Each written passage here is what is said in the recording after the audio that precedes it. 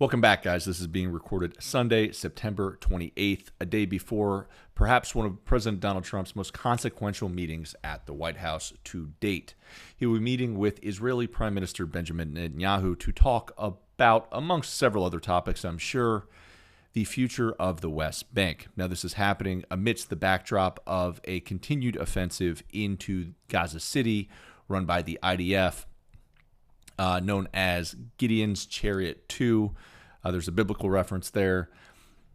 And they've claimed to control over half of the city to date. Now, Hamas, just about an hour ago, is reporting that they've lost contact with two of the hostages. Not quite clear what that means. But as that's being sorted out, what they're going to talk about is the West Bank. Now, first, a very quick history.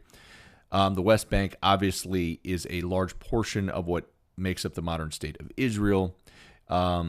To most Israelis or a lot of Jewish people around the world, the area is known as Samaria or Judea. Very, very impactful places in the Bible are actually located within the West Bank itself. Most notably, there's Bethlehem is within the West Bank. Now, why this is so impactful? Well, it's obviously going to impact over 1 million people, but it also is a part of the signature legislation of the Abraham Accords back in 2020. Now, Trump should get a lot of credit for this.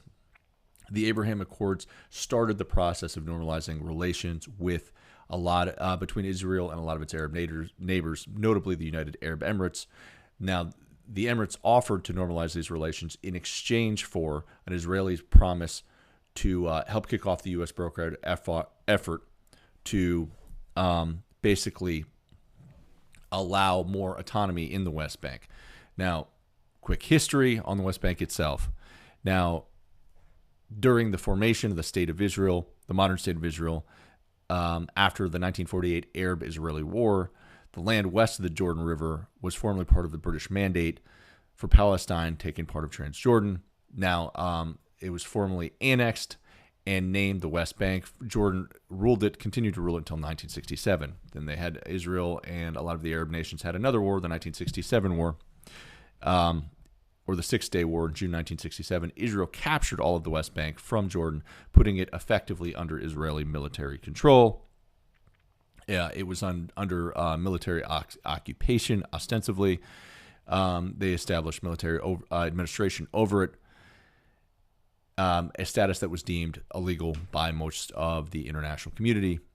Settlements began popping up after 1967 when Israel began allowing Israeli settlements in the West Bank. The practice is considered a violation of international law.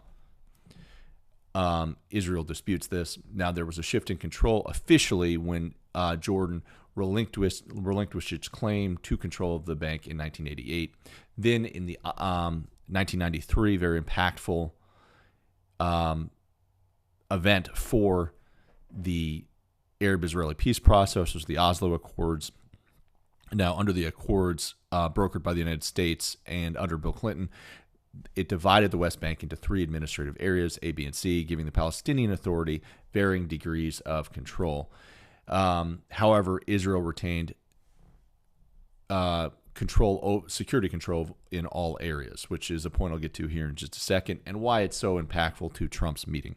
Now, again, for his part, President Trump has said, I will not allow Israel to annex the West Bank. So I'm going to look at 2 different media sources, the Jerusalem Post, predominantly Israeli paper, and then I'm also going to look at Al Jazeera and to see how the juxtaposition between these two sources, but they're ultimately kind of saying the same thing, just differently. So again, Trump firmly opposed to annexation, saying that he will not allow Benjamin Netanyahu to do this. Obviously, the area is still under Israeli control, so it's not sure what leverage Trump would play against Netanyahu to prevent him from stopping it. Meanwhile, the Yesha Council, While Netanyahu's on his way flying to D.C. to meet with Trump, the Yesha Council is kind of an umbrella group that represents a lot of Israeli settlers within the West Bank. They're coming in the form of an emergency delegation to the U.S. to also support and lobby ahead of this meeting on presumably on Netanyahu's behalf. Now, here is Omar Raminian. Forgive me for the pronunciation. He is head of the 500,000 Israelis living in the West Bank. The area he refers to, as I mentioned, Judea and Samaria. And again, he's saying that he's just here basically as a mission to stand by the prime minister, strengthening him, and to ensure he pushes forward with all his might for sovereignty. Now, again, what could be key here is a lot of Arabs are actually saying that, look, this is almost just a formality. The Israelis already have de facto control over the entire West Bank. Here's actually a report from Al Jazeera and what they cite about it. When Israel militarily occupied the West Bank in 1967, it started building illegal Israeli settlements and then expanded them, systematically dissecting Palestinian cities and communities from one another. It also built checkpoints in and around cities. Since the war on Gaza started, the Israeli army has installed dozens of new ones and reactivated others. There are now nearly 1,000 checkpoints, obstacles and roadblocks, according to the UN. They no longer just separate cities. They've been erected in the heart of neighborhoods, disrupting everyday life. This coercive environment seeks to... And then lastly, folks, another report from Al Jazeera, just getting the other side of the aisle here. When a lot of Arab nations look at Trump's statement that he will not allow Israel to annex the West Bank, they welcome the statement, but they also note the fluidity of the situation. They go on to call Netanyahu's government ultra-nationalist. And again, it's kind of a wait-and-see approach. We'll see how this kind of plays out. Again, one could argue this is just a formality, as full annexation by Israel of the West Bank would be. They're already there. They already control so many security checkpoints. This would not be like the Gaza operation. This is very important to note. In the West Bank, the Israeli military is already there. There's no incursion. There's no attack. They're already in place.